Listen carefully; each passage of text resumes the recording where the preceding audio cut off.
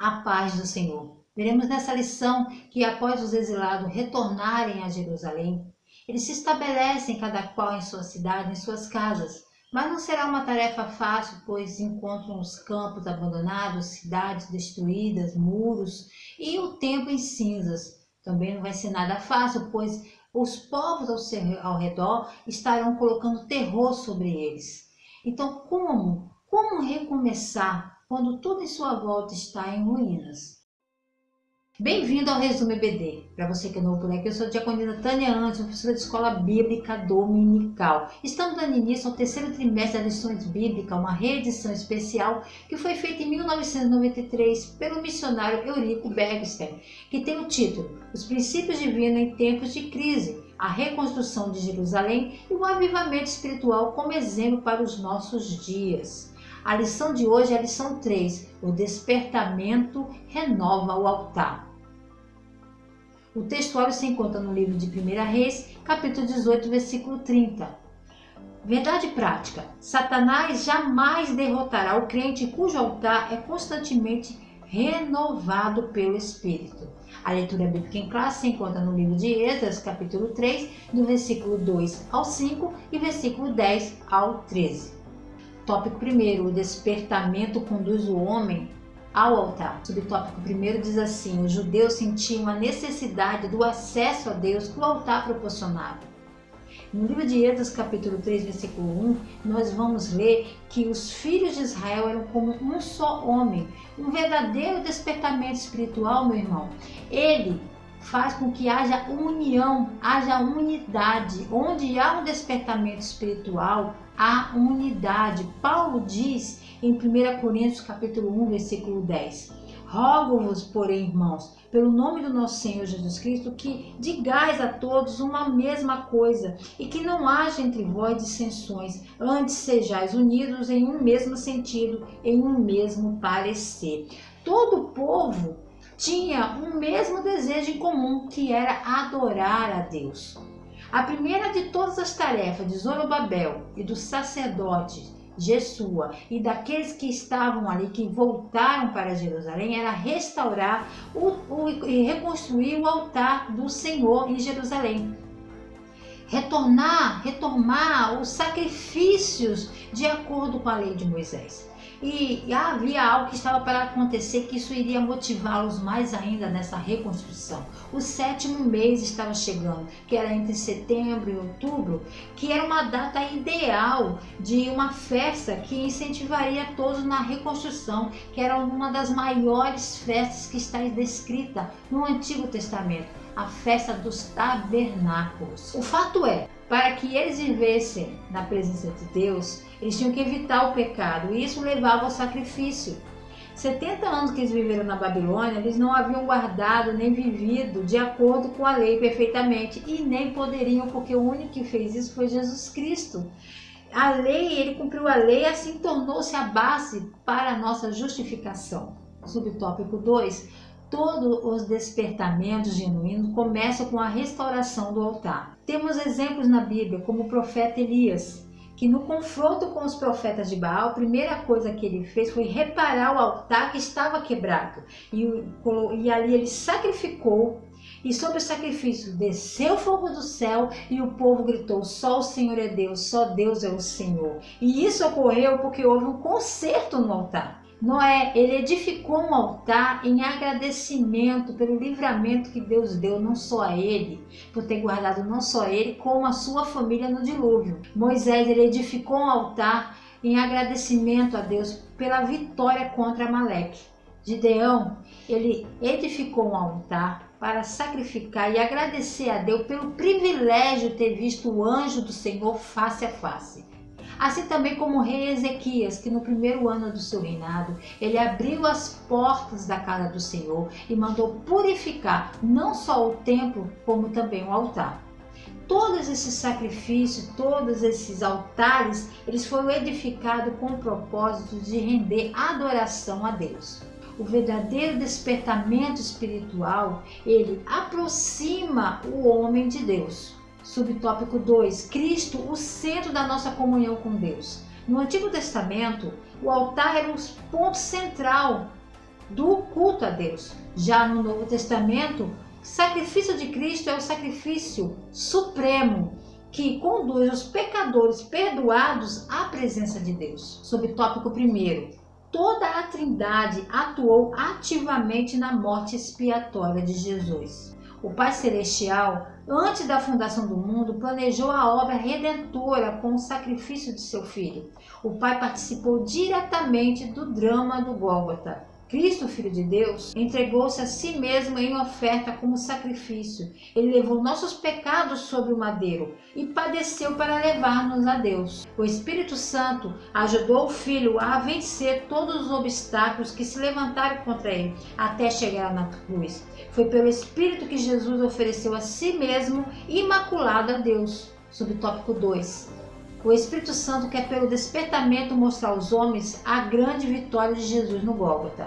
O Espírito Santo quer iluminar o entendimento dos homens para essa grande realidade. O Espírito Santo revela, nos dando sabedoria, conhecimento a respeito dos propósitos através da redenção para a salvação presente e futura, e que experimentemos o poder mais abundante em nossas vidas. O Espírito Santo ele ensina, através dele que você consegue entender as coisas espirituais e aplicar a verdade da palavra na sua vida. Nós lemos que no caminho de Emaús ali, quando Jesus aparece no meio dos discípulos, chega àquela casa e começa a conversar com eles estavam tristes, ele chega um momento que ardia em nossos corações. O Espírito Santo, ele nos ensina a profundidade do vitupério da cruz. O Espírito Santo, ele explica, o brado está consumado. Deus confirma esta palavra ao rasgar um véu de alto a baixo, mostrando à humanidade um novo e vivo caminho, e que Jesus triunfou e que os espíritos malignos, potestades principados foram despojados. É pela fé em Jesus Cristo que podemos vencer o mundo. O Espírito Santo ele penetra todas as coisas. A glória de Cristo revelada na cruz é uma luz que tudo manifesta, iluminando nossa consciência, como aconteceu com o profeta Isaías. Sentimos o grande peso dos nossos pecados, somos despertados a levar-nos ao arrependimento.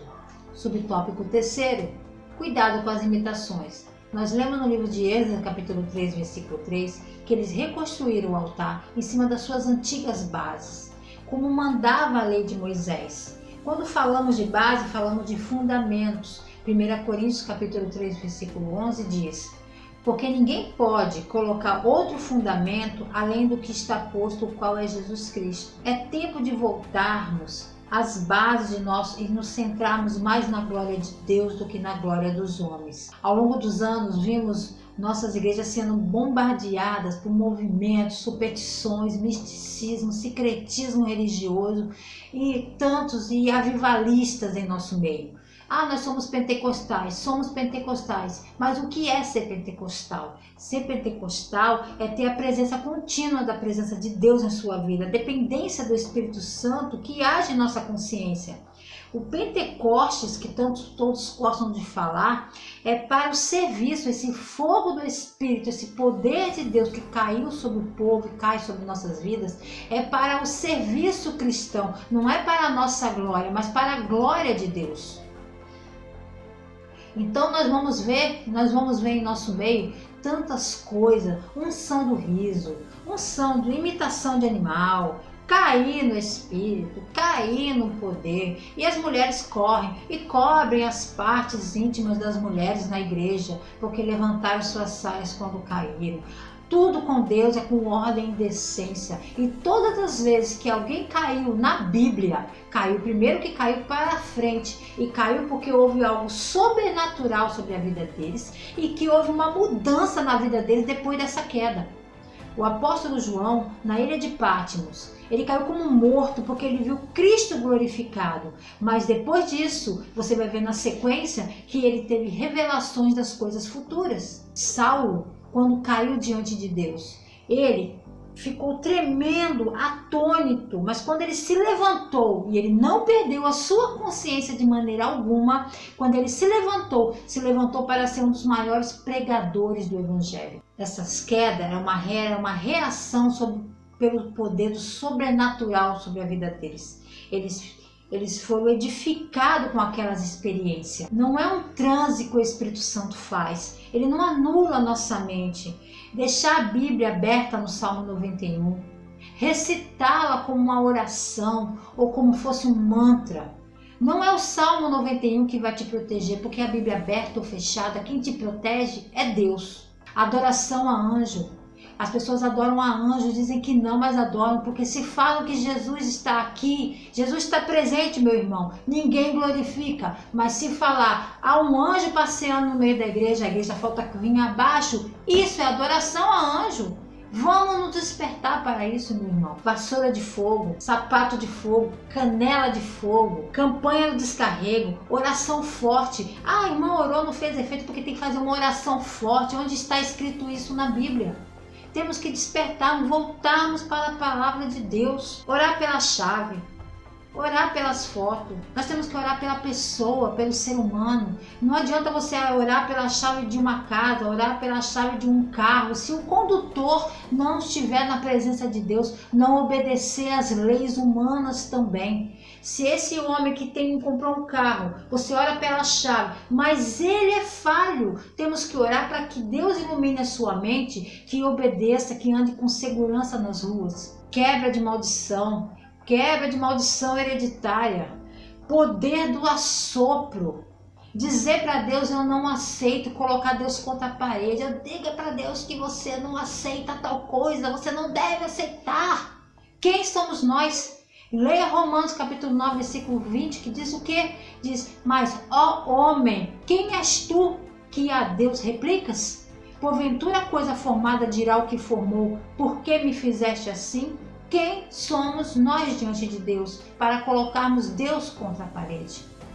Movimentos estranhos, modismo, vem e vão. Eu sou do tempo do dente de ouro, e alguém orar e dizer que tinha dente de ouro na boca, aquilo edificava em quê? Isso vai e vem, mas a palavra de Deus, essa permanece para sempre. No livro de Êxodo, capítulo 3, do versículo 10 ao 13, vamos ver que assim que os primeiros sacrifícios haviam sido oferecidos, foram tomados início a reconstrução dos alicerces do templo do Senhor. Houve diferentes tipos de emoção ali, meus irmãos. Os mais antigos, os anciões, eles lembravam como era o primeiro templo de Salomão. E eles começam a lembrar de tudo que eles passaram, aqueles 70 anos na Babilônia, onde eles não tinham ânimo nem para louvar ao Senhor, para cantar ao Senhor. Eles suspiravam para retornar. E ali eles estavam vendo a reconstrução. Os jovens também jubilavam de alegria. A verdade é que tanto os jovens quanto os mais velhos, eles estavam experimentando a graça redentora de Deus. Não há alicerces firmes sem o arrependimento e o louvor. Sobre a construção do templo, isso é um assunto para a próxima aula, tá bom?